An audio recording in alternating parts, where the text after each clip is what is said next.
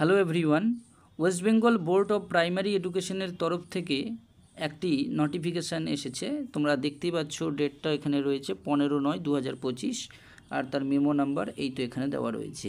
আর উপরে পরিষ্কার করে বড় করে বলা রয়েছে West Bengal board of primary education, Acharya Prafulla Chandra Bhavan. তো এই যে নোটিফিকেশানটা এসেছে, এটা অনেকের কাছেই সত্যি গুড নিউজ। কেননা ওয়েস্ট বেঙ্গলের টিচার নিয়োগের যে ব্যাপারটা, সেটা কতদিন পর হয় আর কিভাবে হয় সেটা প্রত্যেক ক্যান্ডিডেটের কাছে কম বেশি জানা রয়েছে, যারা এই জগতে রয়েছে। তো এখানে যেটা বলছি যে এখানে West Bengal board of primary এডুকেশনের তরফ থেকে যে নোটিফিকেশানটা এসছে 15 তারিখে, তো এখানে বলা রয়েছে স্পেশাল এডুকেশন টিচার নিয়োগ করা হবে প্রাইমারি স্কুলগুলোতে। তো ওয়েস্ট বেঙ্গলে যে সমস্ত প্রাইমারি স্কুলগুলো রয়েছে, এই প্রাইমারি স্কুলগুলোতে স্পেশাল এডুকেশন টিচার নিয়োগ করা হবে, আর এটা হবে ডাইরেক্ট রিক্রুটমেন্ট। এটা তার নোটিফিকেশান। এবার এর জন্য কি কি যোগ্যতার দরকার, কবে থেকে ফর্ম পূরণ হবে, কত টাকা দিয়ে ফর্ম ফিল আপ করতে হবে, এবং কারা কারা বসতে পারবে, এবং কিভাবে নিয়োগ হবে, পরীক্ষাটা কীভাবে হবে, একদম পুরো বিস্তারিত আমি এখানে বলে দিচ্ছি। তো দেখে নাও সর্বপ্রথমে কি কি বলা রয়েছে এখানে নোটিফিকেশানে। তো এখানে নোটিফিকেশানে আমরা দেখতে পাচ্ছি, একটু পড়ে নিই। The West Bengal Board of Primary Education invites applications from the eligible candidate। তাহলে এখানে বলা রয়েছে একটা কথা, এলিজিবল যে ক্যান্ডিডেট, মানে যারা এর জন্য যোগ্য, তাদের কথাই কিন্তু এখানে বলা রয়েছে। Eligible candidates for direct recruitment of special education teachers in government aided, government sponsored primary school আর junior basic school in all district of the state in accordance with provisions of West Bengal primary school education special education teachers recruitment rules 2025। তাহলে 2025 সালের যে নিয়ম teacher রিক্রুটমেন্টের, special education teacher, সেই নিয়ম অনুযায়ী নিয়োগ করা হবে। এবার ভ্যাকেন্সিটা কত রয়েছে দেখে নাও, বলেছে 2308। তাহলে 2308টা ভ্যাকেন্সি এখানে রয়েছে।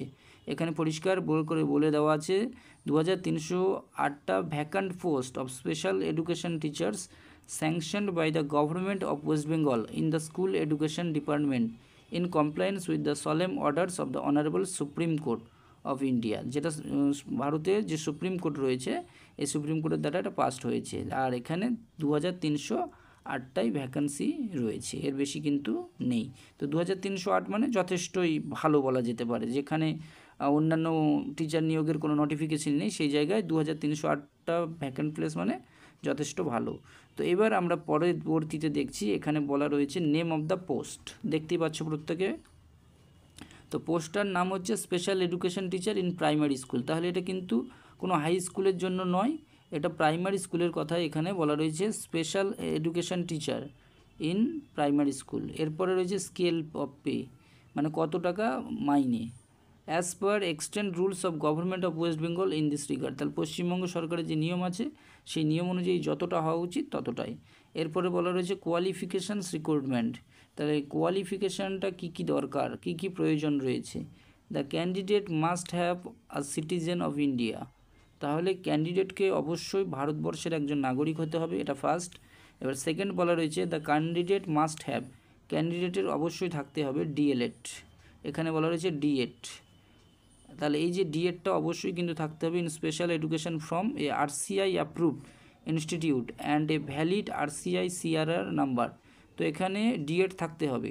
এরপরেরটাই বলা রয়েছে D El Ed with a recognised qualification. এটা উপরেরটা থাকতে পারে, হয় ডিএড থাকতে পারে অথবা ডিএলএড, অর্থাৎ diploma in elementary education with a recognised qualification, certificate অথবা diploma from a RCI approved institution equivalent to DEd in special education and a valid CRR number. তো এরপরে দেখো এখানে বলা রয়েছে 6 month training of teaching in cross disability area in inclusive education. তাহলে যে inclusive education যে শিক্ষা ব্যবস্থাটা রয়েছে, মানে একই ক্লাসে সমস্ত ধরনের শিক্ষার্থীরা বসে পড়াশোনা করতে পারবে। পরে দেখো এখানে পরিষ্কার বলা রয়েছে if proposed programme cross disability বা top up course being developed by RCI is on the service training is not available. যদি এই যে ব্যাপারটা যেটা রয়েছে প্রপোজড প্রোগ্রাম, এটা যদি অ্যাভেলেবেল না থাকে কিন্তু সে চাকরি করছে, the candidate if recruited with D Ed special education or equivalent qualification has to compulsory, এটা কিন্তু আবশ্যিক, তাকে এই ট্রেনিংটা করতেই হবে। এরপরে যেটা বলা রয়েছে মিডিয়াম অফ ইনস্ট্রাকশন, কোন কোন মিডিয়ামে এটা হতে পারে। এ candidate willing to B selected as special education teacher in any primary school. তাহলে যে কোনো প্রাইমারি স্কুলে এখানে নিয়োগ এটা বলা হয়। Any primary school must have the specific subject of the medium of instruction of the school as first, তাহলে ফার্স্ট ল্যাঙ্গুয়েজ মানে বাংলা, সেকেন্ড অর থার্ড, তাহলে তিনটে ল্যাঙ্গুয়েজের কথা বলা হচ্ছে, first language, second language, third language, এর মধ্যে যে কোনো একটা থাকলেই হবে। At any of the secondary মানে মাধ্যমিকে অথবা হায়ার সেকেন্ডারিতে অথবা ইকুইভ্যালেন্ট একাডেমিক লেভেল, মানে ফার্স্ট ল্যাঙ্গুয়েজ, সেকেন্ড ল্যাঙ্গুয়েজ অথবা থার্ড ল্যাঙ্গুয়েজ, এর মধ্যে তিনটের মধ্যে একটা থাকলেই হবে। আর এটা যে কোনো স্কুলে করতে পারবে, সেটা ক্লাস 10-এ তার first language, second language, third language, এই তিনটের মধ্যে একটা থাকলেই হবে। এবার বলা হচ্ছে এজ রিকোয়ারমেন্ট, বয়সের কথা বলা রয়েছে। তো এখানে ভালোভাবে দেখতেই পাচ্ছ তোমরা, minimum 20 years and maximum 40 years, তাহলে মিনিমাম 20 বছর হতে হবে এবং ম্যাক্সিমাম 40 বছর হতে হবে। On the first day of January 2025, 2025-এর 1 জানুয়ারি অনুযায়ী। And upper age limit is relaxable for the schedule caste, schedule tribe, এরপরে যেটা বলা রয়েছে and other backward classes candidates, persons with disabilities candidates as per the external norm of the state government, মানে minimum age 20 আর maximum 40। আর upper age লিমিটের জন্য যাদের যেমন SC STতে যেমন সুবিধা থাকে সেইটাই থাকবে, এটাই এখানে বলা রয়েছে। এর পরবর্তীতে দেখো রিক্রুটমেন্ট অফ টেট, কি করে এটা রিক্রুটমেন্ট হবে। তো এখানে বলা হচ্ছে রিকোয়ারমেন্ট অফ টেট, তাহলে এর জন্য কি কি রিকোয়ারমেন্ট রয়েছে, কি কি প্রয়োজন, তাহলে পাসিং অথবা কোয়ালিফাইং টিচার এলিজিবিলিটি টেস্ট, মানে এখানে টেট পাস হতে হবে, ম্যান্ডেটরি মানে বাধ্যতামূলক এটা eligibility. The selection committee of board shall conduct TET for candidates, আর এই যে সিলেকশন কমিটি, এই সিলেকশন কমিটি মানে নির্বাচন কমিটি, এটা কি করবেন না একটা টেট পরীক্ষার অর্থাৎ টিচার এলিজিবিলিটি টেস্টের একটা ব্যবস্থা করবেন। Applied for special education teacher post in accordance with NCT norms, NCTর নিয়ম অনুসারে যেমন টেট হয় সেই টেটের একটা ব্যবস্থা করবে। এবার এটা কবে হবে সেটা কিন্তু পরিষ্কার করে বলা হয়নি, এখানে বলা রয়েছে the date of holding TET and guidelines of TET will be notified later, এটা পরে জানানো হবে কবে হবে, সবে নোটিফিকেশানটা বেরিয়েছে। The candidates who had already pass TET, যারা ইতিমধ্যে টেট পাস করে বসে আছে, or otherwise eligible for the post, অথবা এই পোস্টের জন্য eligible, may also apply for the post, অর্থাৎ যারা টেট পাস করে আছে অথবা যারা ওই যে উপরে যে বলা হয়েছে D.Ed থাকতে হবে RCর নিয়ম অনুসারে স্পেশাল এডুকেশন টিচারদের জন্য, তো যারা এর জন্য যোগ্য তারাও এতে অ্যাপ্লাই করতে পারবে। এরপরে বলা রয়েছে the selection committee of the board for the purpose of selection shall take option from the candidates who have already hold TET certificate, অথবা যাদের টেট সার্টিফিকেট রয়েছে, whether such candidates are willing to appear in the selection on the basis of earlier TET certificate or otherwise, যদি কেউ চায় আগের TET certificate অনুযায়ী বসতে পারবে, এটাও এখানে বলা রয়েছে।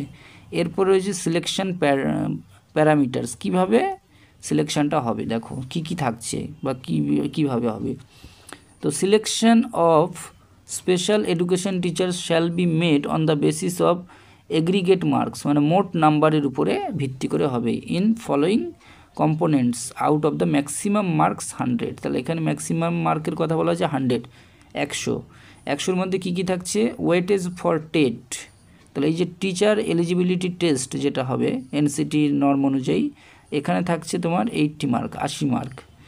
আর এরপরে রয়েছে ডেমনস্ট্রেশন, অর্থাৎ কি করে ক্লাসে পড়াবে সেটা দেখানোর জন্য যেটা তোমাদের ট্রেনিংয়ে শেখানো হয়েছে, সেই যে demonstration process, demonstration of classroom teaching and interview, 10+10 total 20 number, এখানে 10+10 অর্থাৎ 10-10-20, তাহলে এখানে 80+20 মানে মোট 100 নাম্বারের টোটাল এক্সামটা হবে। এই হলো টোটাল স্পেশাল এডুকেশন টিচার্স নিয়োগের যে নোটিফিকেশান তার এটা সিলেকশন প্রসেস। এরপরে যেটা বলা রয়েছে, তো এখানে বলা হয়েছে প্রেফারেন্স ফর DPSC আর PSC, আর এই যে নিয়োগপত্রটা সেটা DPSC অথবা PSC ভবন থেকে দেওয়া হবে। অ্যাপ্লিকেশন ফি যেটা থাকছে সেটা হচ্ছে জেনারেল কাস্টদের জন্য এখানে বলা রয়েছে 600 টাকা, আর OBC A এবং B ক্যান্ডিডেটদের জন্য 500, আর SC ST EWS physically challenged candidate nil, অর্থাৎ কোনো কিছু লাগবে না, এটাই এখানে বলা রয়েছে। এরপরে যেটা বলা রয়েছে কোটা ফর রিজার্ভেশন, মানে যেমন কোটা অনুযায়ী রিজার্ভেশনের নিয়মটা রয়েছে সেই অনুযায়ী হবে। আর এটা অ্যাপ্লিকেশানটা হবে অনলাইনে, কোনো অফলাইনে কোনো সিস্টেম নেই। The schedule of obtaining application form and submitting field in application form through online, এখানে বলে দেওয়া রয়েছে থ্রু অনলাইন, অর্থাৎ অনলাইনের মাধ্যমে এটা হবে, অনলাইন মোডে উইল বি। আর এটা কবে থেকে শুরু হবে এবং কবে শুরু এবং কবে লাস্ট ডেট এটা এখনও জানানো হয়নি, এটা শীঘ্রই জানিয়ে দেওয়া হবে, এখানে বলে দেওয়া হয়েছে will be notified very short, খুব তাড়াতাড়ি এটা জানানো হবে। তো এই ছিল টোটাল নোটিফিকেশান। তো এখানে একটা কথা বলে রাখি, শুধু ডিএলএড করলেই হবে না, কিন্তু ডিএলএডে যাদের স্পেশাল এডুকেশান রয়েছে, অর্থাৎ বিশেষ চাহিদা সম্পন্ন শিশুদের পড়ানোর জন্য যাদের একটা স্পেশাল ডিগ্রি নিতে হয়, তো তারাই কিন্তু এখানে বসতে পারবে। সমস্ত ডিএড ক্যান্ডিডেটরা এখানে বসতে পারবে না।